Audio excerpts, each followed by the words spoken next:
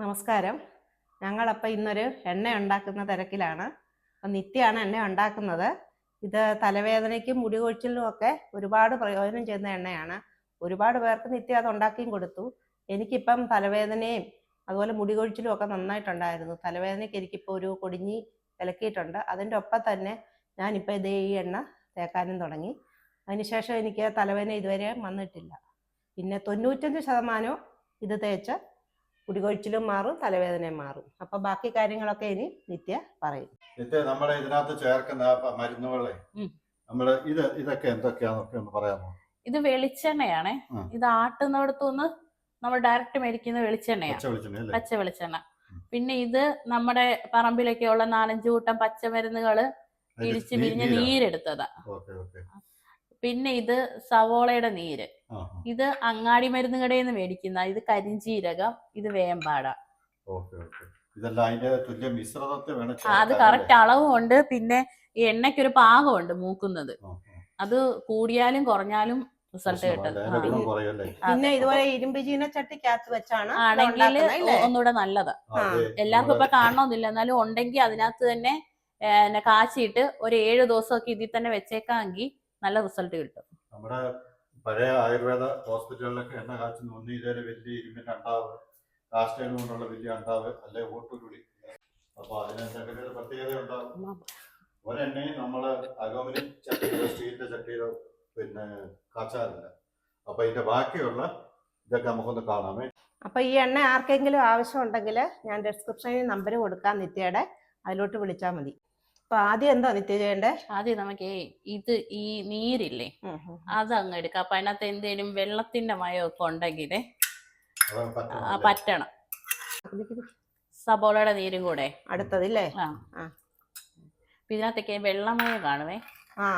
സബോളക്കകത്തൊക്കെ വെള്ളമയം ഉണ്ടല്ലേ? ഇത് ഇച്ചിരി ഒന്ന് പറ്റിയിട്ട് എണ്ണ ഒഴിക്കാം. എണ്ണയുടെ ഒരു ഇതായത് കൊണ്ട് നമുക്ക് പുറത്തങ്ങനെ എല്ലാവരോടും പറയാൻ പറ്റത്തില്ല. അതല്ലേ അതിന്റെ മെയിൻ ആയിട്ടുള്ള ഇൻഗ്രീഡിയന്റ് ഒക്കെ. പച്ചമരുന്നുകൾ അല്ലേ? പിന്നെ തന്നെയല്ല, നമ്മുടെ ഈ പറമ്പിലൊന്നും ആ സാധനം ഇല്ല. എല്ലായിടത്തും ഇല്ല. കൊണ്ട് ഞാനിത് ഉണ്ടാക്കി കൊടുത്തവർക്ക് എല്ലാം റിസൾട്ട് ഉണ്ട്. മുടി കൊഴിച്ചിലൊക്കെ നിന്നിട്ടുണ്ട്. പിന്നെ അപ്പൊ ഇത് റിസൾട്ട് എല്ലാവർക്കും ഒരുപോലെ ആയിരിക്കണമെന്നില്ല. കാരണം ചിലർക്കൊക്കെ ഈ മുടി ഒഴിയുന്നത് ഓരോരോ അസുഖങ്ങൾ കൊണ്ട് ഒഴിയുന്നവരുണ്ട്. അപ്പൊ അവർക്കൊക്കെ ഇച്ചിരി സമയം എടുക്കും. എന്നാലും നല്ലപോലെ റിസൾട്ട് കിട്ടും. പിന്നെ എനിക്ക് 2 പ്രസവം കഴിഞ്ഞപ്പോൾ നന്നായിട്ട് കൊഴിഞ്ഞായിരുന്നു. ഇതെല്ലാം കഴിഞ്ഞ് എനിക്ക് നല്ലതായിട്ട് ഉള്ള മുടി നീളത്തി വന്നതാണ്. പിന്നെ നിത്യ ഇത് എത്ര സമയാ തലയെ പുരട്ടി വെക്കേണ്ടത്?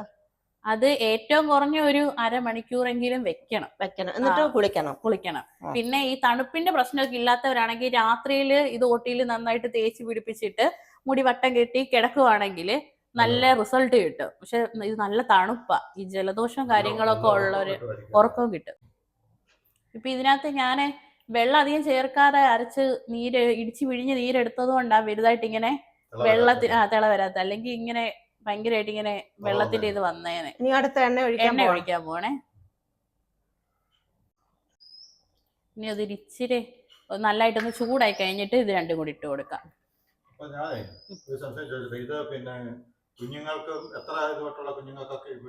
അത് ചെറിയ കുഞ്ഞുങ്ങൾക്ക് എണ്ണ തേച്ച് കുളിപ്പിക്കുന്ന പ്രായം തൊട്ടുള്ള കുഞ്ഞുങ്ങൾക്ക് തലയിൽ തേക്കാം, ദേഹത്ത് തേക്കില്ലേ? തലയിൽ തേക്കാം. നല്ല കട്ടിയായിട്ട് കുഞ്ഞിലെ തൊട്ട് ശീലിപ്പിക്കണം. നല്ല കട്ടിയായിട്ട് മുടി വരും. എന്റെ 2 പിള്ളേർക്ക് മുടി തീരെ കുറവായിരുന്നു ജനിച്ചപ്പോ. ഇപ്പൊ നമ്മള് പച്ചമരുന്ന് കൂട്ടിനകത്തേക്ക് എണ്ണ ഒഴിച്ചു. അതിങ്ങനെ ഇളക്കിക്കൊണ്ടേ ഇരിക്കണം. തീ കുറച്ച് വെച്ച് ഇങ്ങനെ ഇളക്കിക്കൊണ്ടേ ഇരിക്കണം. ഒറ്റ അടിക്കാതെ തിളയ്ക്കാനോ ചൂടാവാനോ പാടില്ല. കുഞ്ഞ തീയിൽ ഇളക്കി അതിനെ മയപ്പെടുത്തി എടുക്കണം. അതാ ഈ ആയുർവേദത്തിലെ എണ്ണ കൂട്ടുന്നതിൻ്റെ. നമ്മൾ കണ്ടിട്ടില്ല ആയുർവേദ ഹോസ്പിറ്റലിലൊക്കെ എണ്ണ കാച്ചുന്നു. 2 പേർ അപ്പുറത്തും ഇപ്പുറത്തും നിന്ന് വലിയ ഇത് വെച്ചല്ലേ ഉണ്ടാവിനകത്ത് ഇളക്കിക്കൊണ്ടിരിക്കുന്നു. നമ്മള് ഒത്തിരി എണ്ണ ഉണ്ടെങ്കിൽ നമുക്ക് പുറത്ത് വെച്ച കല്ല് കൂട്ടിയിട്ടില്ലേ? വലിയ അടുപ്പ വെച്ച് വലിയ ഉള്ളിക്കകത്ത് ചെയ്യാൻ പറ്റും. ഇതിപ്പോ നമ്മള് ഇവിടത്തേക്ക് വേണ്ടി സിന്ധുവിന് വേണ്ടി മാത്രമായതുകൊണ്ടാണ് നമ്മളിപ്പോ ഇത്രയും എണ്ണ കാച്ചുന്നത്. പിന്നെ ഈ പറഞ്ഞ നിങ്ങൾക്ക് ആർക്കെങ്കിലും ഇതിന്റെ ആവശ്യം ഉണ്ടെന്നുണ്ടെങ്കിൽ പറഞ്ഞു കഴിഞ്ഞാൽ നമ്മളത് കൊറിയർ അയച്ചു തരും. അതിന്റെ റേറ്റും കാര്യങ്ങളൊക്കെ നമ്മൾ പറയാം. അതെല്ലാം കമന്റ് ബോക്സിൽ ഇട്ടാലും മതി. ആർക്കെങ്കിലും വേണമെന്നുണ്ടെങ്കിൽ അതുപോലെ തന്നെ എൻ്റെ ഫോൺ നമ്പർ നമ്മൾ ഇതിനകത്ത് കൊടുക്കുന്നുണ്ട്. വിളിക്കാം. നിങ്ങൾക്ക് അതിനെപ്പറ്റിയുള്ള സംശയങ്ങളൊക്കെ ഉണ്ടെന്നുണ്ടെങ്കിൽ ആ വിവരങ്ങളൊക്കെ നമ്മൾ പറഞ്ഞുതരാം. ഏതാണ്ട് 99% ഈ എണ്ണ നിങ്ങൾക്ക് ഫലം ചെയ്യും. കാരണം അത്ര നമ്മൾ ഒത്തിരി പേര് ഈ എണ്ണ കാച്ചി കൊണ്ടുപോയി ഉപയോഗപ്പെടുത്തിയിട്ടുള്ളവർ. ഇനിയിപ്പോൾ നമ്മുടെ മറ്റ് ചേരുവകളൊക്കെ ചേർക്കാറായോ? ഇതിപ്പോ ഇങ്ങനെ പത വന്നില്ലേ, അടുത്തായിട്ട് ഇത് ചേർക്കാം അല്ലേ? ഇതിനകത്തോട്ട് കരിഞ്ജീരകം, അല്ല, കറുത്ത ജീരകം, ഔഷധം. പിന്നെ ഇത് കണ്ടോ, ഇത് കുറച്ചേ ചേർക്കാവുള്ളൂ. ഇത് ഇതിനകത്തുനിന്ന് ഒരു ചുമല കളർ ഇളകുവേ. ഇത് ഓവറായി പോയി കഴിഞ്ഞാൽ നമ്മൾ തലയിൽ തേക്കുമ്പോൾ നമ്മുടെ തോർത്തേലും ബെഡ്ഷീറ്റിലും ഒക്കെ എല്ലാ കളറ് വരും. ആ കളർ ഇങ്ങനെ ഇത് പറ്റി മുടിക്ക് പിടിച്ച് നല്ലതായില്ലേ?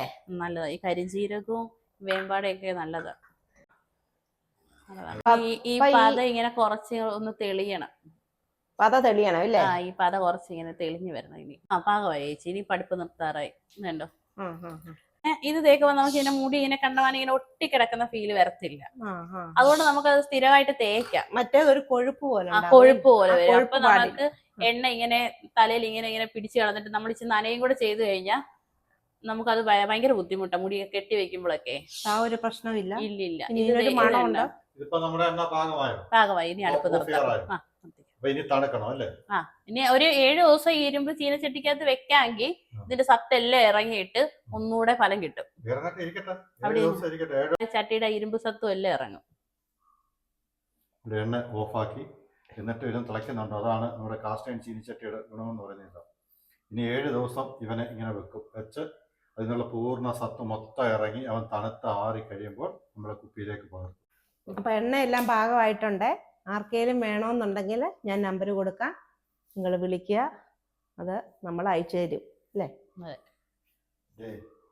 എത്ര സമയമായി നമ്മൾ ഓഫ് ചെയ്ത് വെച്ചിട്ടെന്നറിയോ? ഇപ്പോഴും എണ്ണ തന്നെ ഇരുന്ന് തിളയ്ക്കണം.